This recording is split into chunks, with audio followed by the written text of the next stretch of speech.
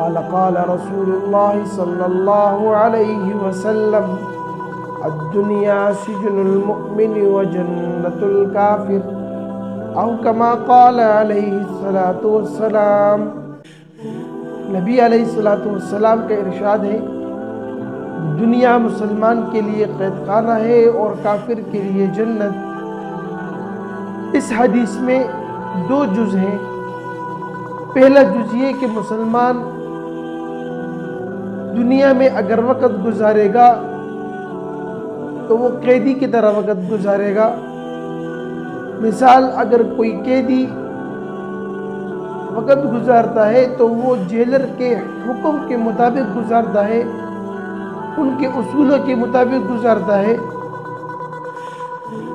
اگر وہ کھائے گا، پیے گا، سوئے گا، جاگے گا تو وہ جیلر کے حکم کے مطابق کرے گا۔ اپنی من چاہی زندگی سے وہ کچھ کھا نہیں سکتا، کچھ پی نہیں سکتا، سو نہیں سکتا، جاگ نہیں سکتا، چل نہیں سکتا۔ جو بھی کرے گا جیلر کے حکم کے مطابق کرے گا۔ دوسرا جز اس کا ہے جنت الکافر۔ کافر کے لیے دنیا جو ہے وہ جنت ہے۔ اور اب اس کے برعکس اگر دیکھا جائے، جب آنکھ بند ہو جائے اور آنکھ بند ہو جانے کے بعد جو زندگی ہوگی، اگر مسلمان نے اللہ کے احکامات کے مطابق اور نبی علیہ السلام کے طریقوں پر اپنی زندگی بسر کی ہوگی تو آنکھ بند ہونے کے بعد جو زندگی شروع ہوتی ہے وہ اس کے لیے جنت ہوگی۔ وہاں پر وہ اپنی من چاہی زندگی گزار سکے گا۔ اگر اسی طرح اگر ہم اس کا دوسرا جز دیکھیں کہ وہ جنت الکافر، کافر کے لیے دنیا جنت ہے، تو یہاں پر وہ نہ کسی کی سنتا ہے، نہ کسی کی مان کر چلتا ہے، جو دل میں آتا ہے من چاہی زندگی گزارتا ہے، اللہ کے احکامات کو نہیں مانتا، نبی علیہ السلام پر ایمان نہیں لایا، تو یہاں پر جو زندگی ہے وہ اس کے لیے جنت ہے۔ اور جب اس کی آنکھ بند ہو جائے تو اس کے بعد اس کی جو زندگی ہوتی ہے وہ دوزخ میں ہوتی ہے، ہمیشہ ہمیشہ کے لیے وہ جہنم میں ہوگا۔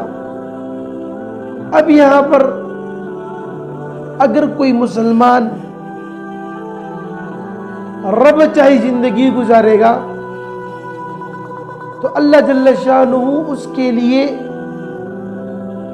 یہ دنیا میں بھی آسانی فرمائیں گے اور آخرت میں اس کے لیے مکمل طور پر آسانی ہوگی۔ دنیا میں رہ کر اللہ کو راضی کرنا یہ نہیں ہے کہ اگر کوئی بندہ دنیا میں رہے گا تو دنیاوی کام نہیں کرے گا، نہیں، دنیا میں رہ کر بھی اللہ کو راضی کرنا۔ اگر کوئی دکاندار ہے وہ تو دکانداری کے اندر اللہ کو پہچاننا، اگر وہ ریڑی والا ہے تو ریڑی کے اوپر بیٹھ کر بھی اللہ کو پہچاننا، اگر وہ بادشاہت کی کرسی پر بیٹھا ہے تو بادشاہت کی کرسی پر بیٹھ کر بھی اللہ کو پہچاننا،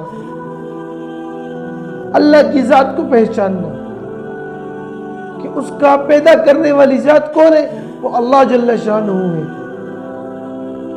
تو میرے بھائیو دوستو، اس حدیث میں جو یہ دو پہلو ہیں، یہ دو جز ہیں، یہ ہماری زندگی کے ساتھ بندھے ہوئے ہیں۔ نبی علیہ السلام نے جس طرح زندگی گزاری، کیا وہ تکلیفات والی نہیں تھی؟ کیا وہ مصیبتوں والی نہیں تھی؟ کیا وہ درد اور تکلیف والی نہیں تھی؟ اسی طرح صحابہ کرام رضی اللہ تعالیٰ عنہ مجمعین، انہوں نے جس طریقے سے زندگی گزاری، کیا وہ تکلیفات والی نہیں تھی؟ جتنے بھی انبیاء آئے ہیں، کیا انبیاء کی زندگی تکلیفات والی نہیں تھی؟ یقیناً وہ تکلیفات والی تھی، وہ مصیبتوں والی تھی، لیکن اس دنیا میں رہ کر اللہ کو راضی کیا۔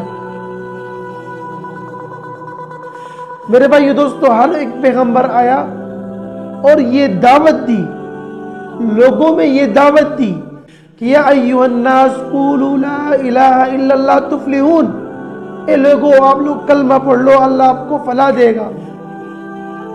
میرے بھائیو دوستو، اسی محنت کے لیے، اسی پیغام کو پہنچانے کے لیے اللہ جل شانہ نے 1,24,000 کم و بیش انبیاء کو بھیجا۔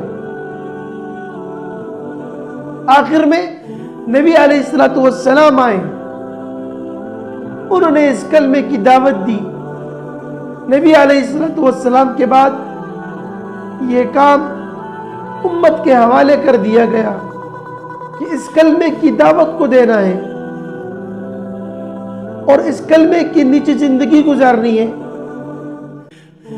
میرے بھائیو دوستو، اگر دنیا میں اللہ کے احکامات نبی علیہ السلام کے بتائے ہوئے طریقے پر چلیں گے تو دنیا اور آخرت دونوں میں کامیابی کا وعدہ اللہ نے کیا ہے۔